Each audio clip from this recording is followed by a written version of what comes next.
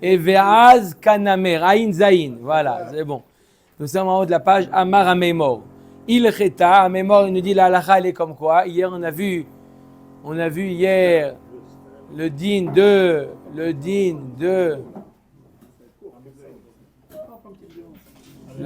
quoi? De otiyot. C'est quoi otiyot, Rabotai? Hein, Lionel, c'est quoi otiyot? Shtar. Chazak Obaru. Comment on connaît un shtar? Je veux donner, comment? Otiyot niknot be mesira keribi. La halakha, elle est comme Rabbi. Mesira, il n'y a pas besoin de shtar pour être makné un shtar. Juste Messira suffit. Amal Ravashi la mémor. Gemara Osvara. Dis-moi, mémor, tu le dis ça, tu as une Kabbalah, d'accord? Tu l'as reçu de tes maîtres ou tu le dis Misvara? Amarle Gemara. J'ai reçu ça de mes maîtres. Amar Ravashi Svara Namiu. Ravashi dit, tu sais pourquoi je te dis ça? Parce qu'il y a aussi une Svara. De dire que un shtar, on est connu auto par Messira, il n'y a pas besoin d'un shtar. Pourquoi? Des otiyot milléninu. Arrête, un shtar, c'est des paroles, c'est pas quelque chose de concret. Un shtar, d'accord? C'est une dette, c'est quelque chose de. Une reconnaissance. Reconnaissance de dette. Verbal. Oui, écrit, oui, mais c'est. Écrit, mais c'est pas quelque chose de palpable, c'est pas un objet. Milé, ça s'appelle, milé, d'accord? Des mots, qu'est-ce qu'il y a maintenant? Après, vous allez tous savoir, tout. Ou milé, be milé, lomikanyan. Et un shtar, c'est milé, d'accord? C'est pas quelque chose de concret. Et d'autre part, un shtar, le shtar, quand tu veux écrire pour faire te connaître, c'est aussi milé. On ne peut pas acheter milé avec milé. Qu'est-ce que tu as gagné? Tu as donné un shtar pour dire que le shtar lui appartient. Ça a l'air d'être un non-sens. On n'en parle pas ici, Edim ou pas Edim. Edim, c'est pour vérifier qu'est-ce qui a raison. Là, on parle comment le kinyan il est fait. Tu ne peux pas faire un kinyan d'un shtar avec un shtar. D'accord? Ça a l'air d'être un peu un non-sens. D'accord? Tu dis le shtar, tu ne peux pas, le fait de le donner, ça ne suffit pas. Il faut lui écrire un shtar. Et le shtar, qu'est-ce que tu fais avec l'autre shtar? Tu lui donnes. Donc le fait de lui donner, c'est la preuve qu'il est détenteur du shtar. Donc là aussi, il est détenteur du shtar, il est propriétaire. C'est clair ou pas? Pourtant, par exemple, une ketouba, on peut acheter une ketouba avec un shtar. Non. C'est un futur. Aussi, la même chose. C'est un très bon exemple. Non, pas avec un shtar, il n'y a pas besoin. Messira. Hein? Qu'est-ce qu'il fait le khatan avec la kala?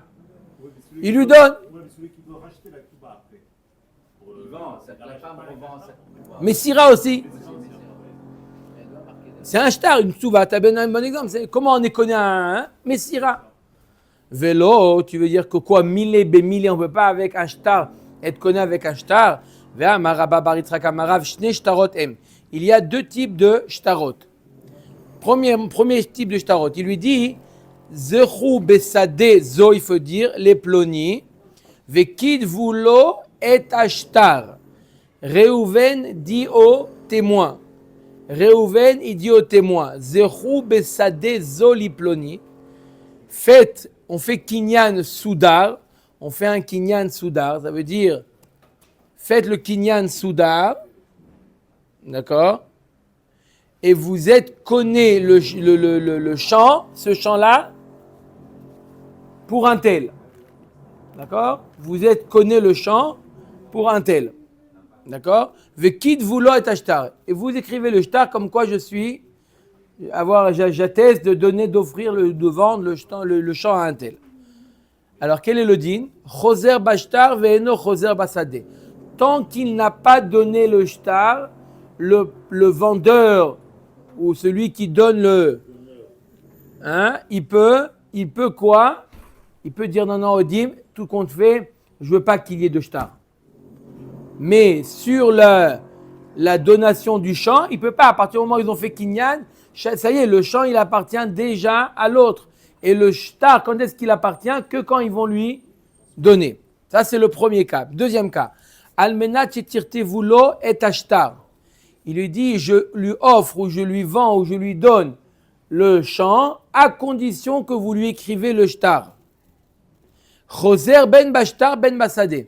Il peut revenir sur sa décision, que ce soit sur le shtar que le sadé. Tant que le shtar n'a pas été transmis, remis entre les mains du celui qui le reçoit, le donateur, il peut changer d'avis. Verav chia baravina maravuna shlosha shtaroten. Tre adamran, il y a un troisième type de shtar. Donc on a vu le premier type de shtar, le shtar qui prouve le fait que le champ a été donné. Deuxième type de shtar, c'est un shtar qui fait dépendre la donation. Sans ce shtar, il n'y a pas de donation. Suspensif. Troisième type de shtar, idar. Avec... Non, c'est pas grave. Avec un éventail, au contraire, le vent, ça fait...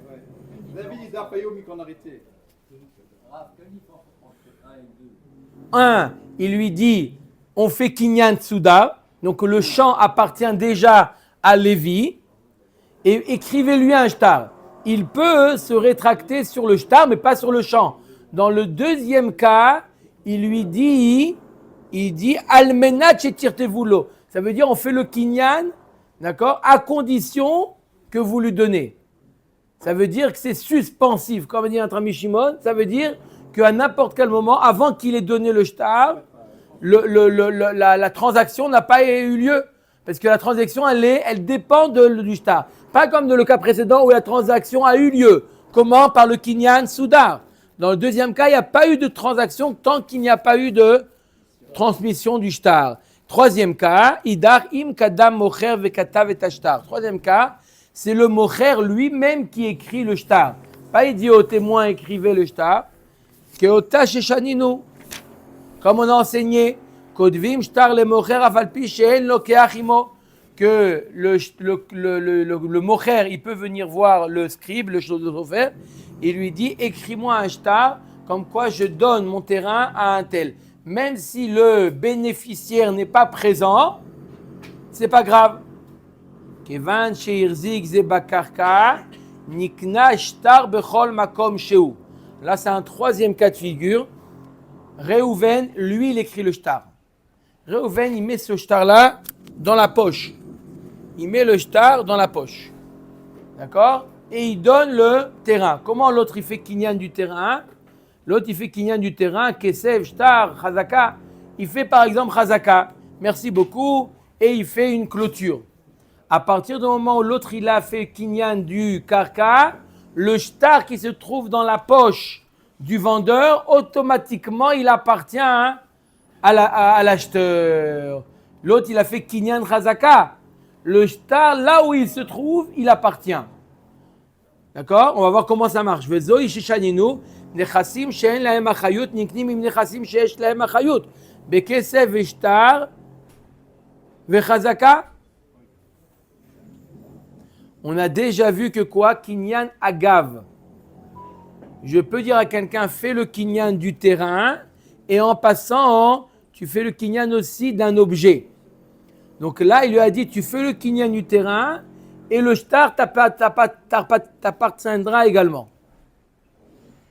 D'accord? C'est bon ou pas? C'est quoi? Ça s'appelle kinyan agav. D'accord? Et automatiquement, il lui appartient. Donc, qu'est-ce que la Gemara a voulu prouver de là? Tu vois bien qu'un shtar, pour être connu, c'est facile d'être connu un shtar. Il a rien fait et pourtant le shtar lui appartient. Donc comment ça se fait que tu m'as dit tout à l'heure dans le hamoud précédent, mille lomikanyan. On peut pas, pour être connu milé, on peut pas utiliser un autre shtar. Tu vois ici que pour être connu un shtar, tu as encore moins besoin même pas besoin d'un shtar. La Gemara dit agav shane. Non, c'est kinyan agav. C'est pas qu'il a rien fait. Il a fait chazaka du terrain et le shtar lui appartient. Ça veut dire il a fait un kinyan chazaka du terrain. Et là, le terrain lui appartient, le shtar lui appartient. Dea madbea de lo nikne bechalifin, ve'agav ar'a nikne. Tu vois que le madbea, le kesef, madbea, l'argent, c'est pas nikne bechalifin. On peut pas faire kinyan chalifin pour faire acquérir de l'argent. Et pourtant, Kinyan Agav, ça marche. D'accord? Quelqu'un lui dit, regarde, fais Kinyan du terrain et le billet de 200 shekels que j'ai dans mon portefeuille, il est à toi. Il n'a pas fait Kinyan de l'argent, ça marche. Bien que Kinyan Khalifin, ça ne marche pas. Mais Kinyan Agav, ça marche. Kia de Rav Papa voulait Tressar Alfe Zouzé Bechosae. La Gemara raconte une anecdote. Comme Rav Papa, il avait 12 000 zouzim. 12 000 zouzim chez les gens de Chosae. 12 000 zouzim, il avait.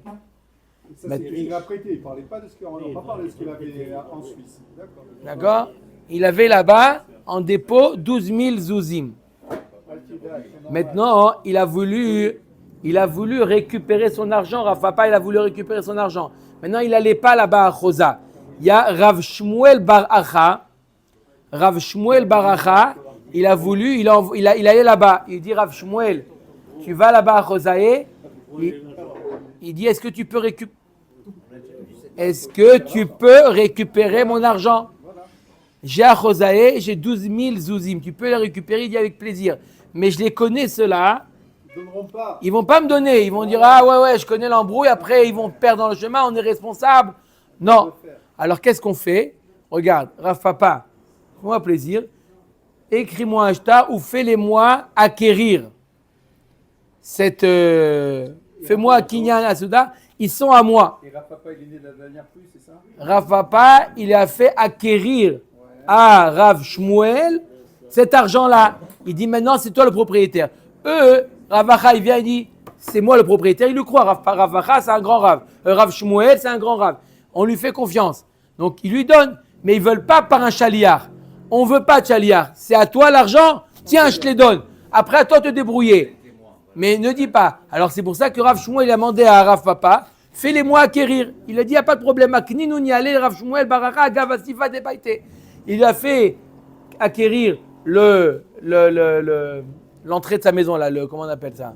Le seuil, le paillasson, le seuil. L'entrée de la maison.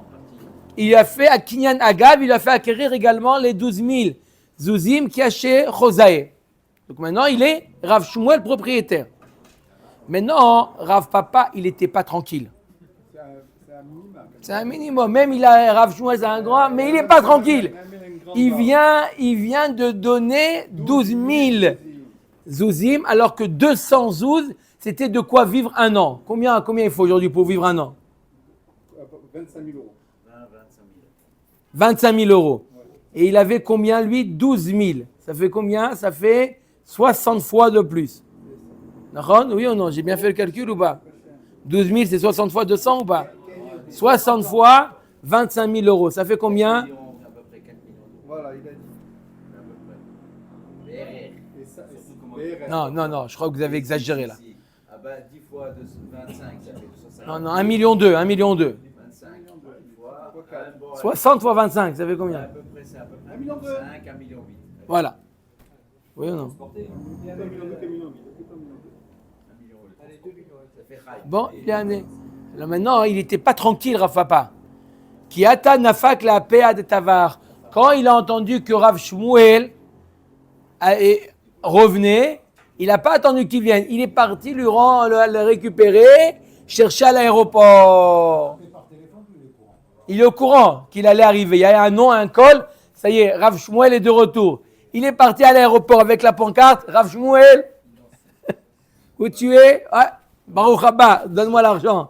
Viens, je te ramène chez toi. Il n'a pas attendu. On a déjà vu ce massé. Il n'y a pas de prêt. Quel prêt? Il n'y a pas de prêt. Baruch Haba, donne.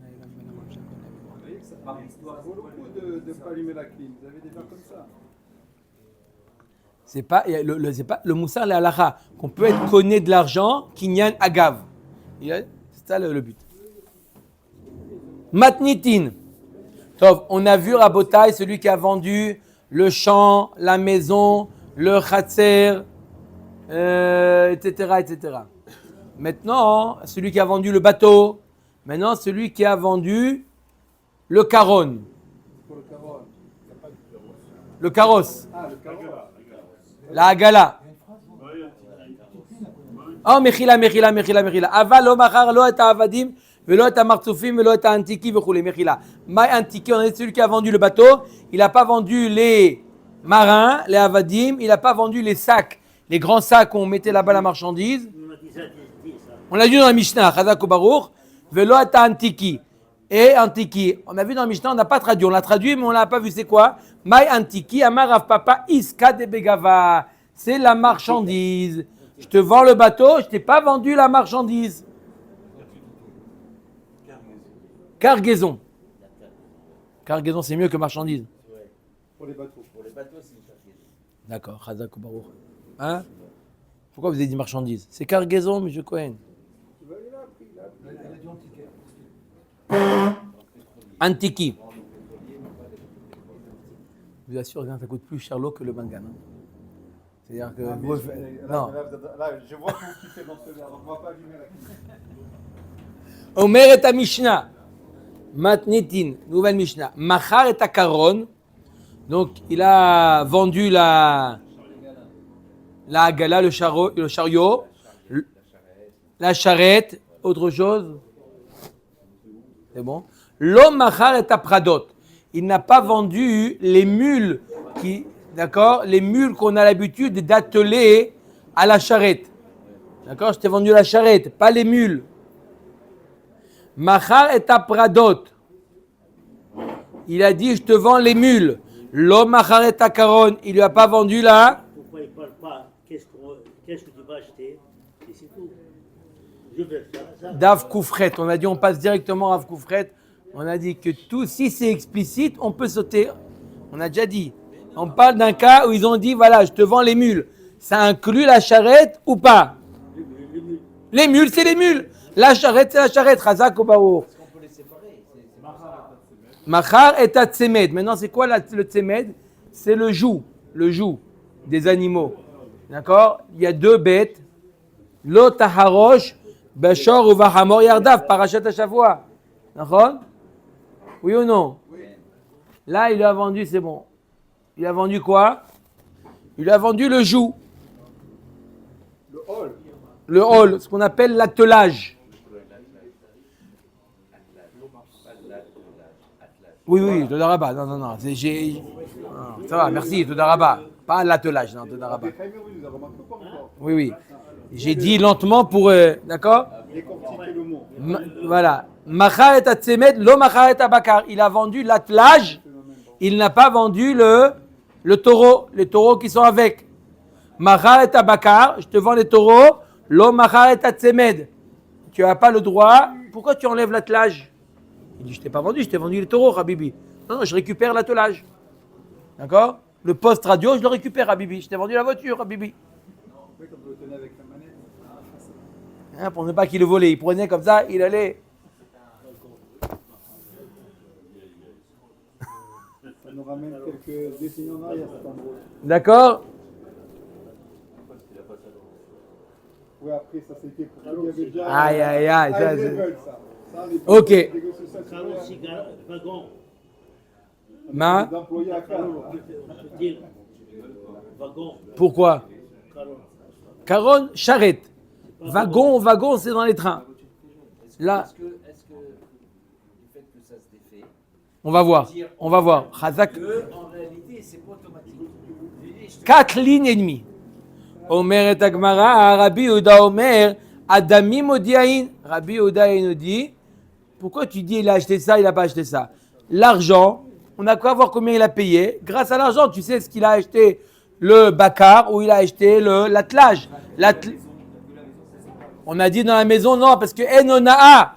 On a répondu, pour la maison, on ne peut pas. Parce que Enonaa, les carcaotes, il peut lui donner le prix. Mais là, il y a Onaa. Donc, On avait donné cette raison pour le bateau, pour tout le reste ou pas? non. C'est la première fois qu'on donne la raison. Nahon, c'est la première fois qu'on voit Rabbi Yehuda qui nous dit que parce que dans le bateau, c'est un peu difficile de savoir est-ce que les sacs ils font partie ou pas. Mais là, hein, la différence, elle est claire. L'attelage, combien ça coûte un attelage? 1000 €. L'attelage et la bête. 1000 euros. Mais non, si c'est pareil, on ne peut pas savoir. Non, là, on peut savoir. Là, justement, Rabbi Yehuda, il nous dit, le prix va savoir. L'attelage, ça coûte 200 shekels. les behemoths, 2000 euros. Ouais, bah oui. Donc c'est évident. Donc c'est évident. Ketzad amar lo bechor li tzimdecha b'matayim zuz. Vends-moi ton tzemet, ton attelage pour 200 zouz. Vous connaissez ces 200 zouz? Un an. 25 000 euros. Oui, un an. Vends-moi ton attelage pour 25 000 euros. Adava yadoua she'en tzemet b'matayim zuz. Un attelage, il ne vaut pas matayim zuz. Vadaï que quoi, il a vendu les animaux. Oui, Michel, je t'écoute. Dans l'autre sens, maintenant, parce que c'est 1000 euros. D'accord. D'accord. 1000 et 1000, moi je trouve que c'est un meilleur exemple, 1000 et 1000. Parce que c'est sûr que tu peux savoir si c'est 1000 tu peux savoir. D'accord. Tu recherches. D'accord. Au mois de janvier, il n'y a pas de neige, mon frère. Alors, pour les comme ça, va. Vachachamim omrim en adamim reaya. Chachamim ne sont pas d'accord avec. Chachamim ne sont pas d'accord avec Rabbi Yehuda et dit non, en adamim reaya. Le prix qu'il a payé, ce n'est pas une preuve. Pourquoi? On va voir dans la Gemara. Omer ta Gemara. Tane Rav Tachlifa bar Marava Kame de Rabbi Abaou. Il a enseigné devant Rabbi Abaou. Machar et Karon, Machar et Pradot. S'il a vendu le Karon, il a vendu la charrette, il a vendu aussi les mules avec. Ve'anan lo machar tnan. Voilà pourtant dans la Mishnah on a dit qu'il n'a pas vendu les mules avec. Amar le Esmeya, tu veux que j'efface cette braïta de mes enseignements, elle est fausse par rapport à la Mishnah. Il dit non, Amar le lo, t'inquiète pas, tu peux t'arranger avec la braïta. Comment? Comme a dit Rabbi Chaim. Tetargem matnitar be'adukim bo. Quand est-ce que, lorsqu'il a vendu la charrette, il a vendu aussi les mules avec, quand ils sont attachés à la charrette. S'ils sont attachés à la charrette, il lui dit voilà, je te vends la charrette, ça inclut également les mules. D'accord? Les mules, ouais. Mais lorsqu'il lui a dit, lorsqu'ils sont séparés, je te vends la charrette, c'est la charrette sans les mules. Ok? Donc ça dépend s'ils sont attachés ou pas. Machar et atzemed, lo machar et abaka verroulé. Alors l'Agma nous dit, on a vu une marloquette dans la Mishnah entre Rabbi Yehuda et Chachamim. Rabbi Yehuda nous dit qu'on peut se fier au prix. Et Chachamim dit non, on ne peut pas se fier au prix. Echidami. À quoi ça ressemble? Il est Madekarou les Tzimda ou les Bakar. Si on appelle dans cet endroit le Tzemed, l'attelage, on l'appelle attelage, et le Bakar, on l'appelle Bakar, chacun il a un nom bien spécifique. Pshita. Alors c'est évident. Tzimda Zabinle, Bakar le Zabinle. Il a dit je t'achète le Tzemed. À cet endroit, le Tzemed s'appelle Tzemed. Le Bakar s'appelle Bakar. Alors c'est deux noms différents. C'est évident qu'il ne lui a pas acheté le Bakar. Ve'ela dekaroule nami le Bakar Tzimda. Kou les Zabinle. Et si on parle d'un endroit où on a l'habitude d'appeler l'attelage avec la bête, l'attelage, alors il lui a vendu aussi la bête. Je te vends l'attelage. Le prix, il prouve. 212, c'est vadaï que quand je te dis l'attelage, ça veut dire l'attelage avec la bête. Donc c'est quoi la marloquette de Rabbi Yehuda et Chachamim? On ne comprend pas. L'autre richa, Beatra dekaroule les Tzimda, ou les Bakar. Veikanami dekaroule les Bakar Tzimda. On parle d'un endroit où il y a des gens qui s'expriment comme ça, des gens qui s'expriment comme ça. Quand on dit l'attelage, aujourd'hui quand on dit à quelqu'un je te vends un attelage, ça peut être la bête avec tout, et ça peut être que le bois là, non? Rabbi Yehuda Savar Adami Modin. Rabbi Yehuda il dit tu sais quoi? Comme il y a une ambiguïté, regarde combien tu as payé par rapport au prix, on peut savoir. Vachabanan, c'est vrai, en adamim reaya. Non, le prix, ce n'est pas une preuve. Pourquoi? La Gemara, elle nous dit, on finit 2 minutes. Ve'im en adamim, je veux que notre ami Youssef finisse jusqu'au bout, il doit partir. Ve'i en adamim reaya, le'avebitul mekar. Ok, ce n'est pas une preuve. Mais payer 212 pour l'attelage, c'est mekar taout. On a vu dans ma série de Baba Metsia. Ok, tu sais quoi, c'est pas une preuve. C'est pas une preuve. Ok, j'ai pas acheté le Bakar, j'ai acheté que l'attelage. Combien j'ai payé? 212. Habibi, mekar taout. 212 pour un attelage. Rends-moi mon argent et je te rends ton attelage. Ok, t'étais la kavana, c'était que l'attelage. Comme il dit Chachamim. Mais mekar taout. On met avec mes vérités, tema bitul mekar le rabanan let leou. Peut-être qu'ils n'ont pas la notion d'annuler un mekar. Velo ve'at nan Rabbi Yehuda omer amocher sefer Torah behema ou margalit en lahem onaa. Il nous dit Rabbi Yehuda, pour un sefer Torah, pour une bête et pour une pierre précieuse, il n'y a pas de ona. Comme pour le carca, alors? Comme pour Karka. Amrou lo amrou ela elu. Ela et elu. Il n'y a que cela où il n'y a pas de ona. Tout le reste, il y a oui ona. Mai en damim reaya nami de katane de ave bitul mekar. T'as pas compris quand je te dis, chachamim, en damim reaya, ça veut dire quoi? L'argent, c'est pas une preuve. C'est pas une preuve de ce qu'il a acheté. Il a acheté que le tzemed, mais il peut dire mekar taout. Veiba etema ki amur abanan ona o bitul mekar birde shadat toa. Aval birde shen adat toa lo emor matana yaavle. J'explique, très important.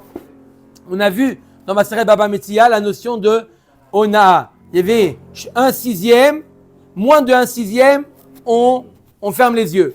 1/6, il annule pas la dette, il rembourse, mais il rembourse le 6e, et plus qu'un 6e, il peut annuler. La Gemara dit, quand est-ce qu'on peut annuler? Quand il y a une erreur un peu plus qu'un 6e. Mais payer 212, c'est la preuve que quoi? Que c'est une matana. C'est plus une erreur. Payer, d'accord? Payer pour quelque chose, d'accord? Il dit, va, quelqu'un il te dit, tiens, je t'ai acheté ça, tu me le payes, combien ça coûte? 20 shekels. Il lui donne un billet de 200 shekels. Ça veut dire quoi? C'est une erreur? C'est pas une erreur, ça veut dire cadeau, tiens, la brioute, arrête. C'est ça que ça veut dire. Hein? Sauf s'il dit, rends-moi la monnaie, Chazak, Baruch Adonai Leolam. Amen, amen.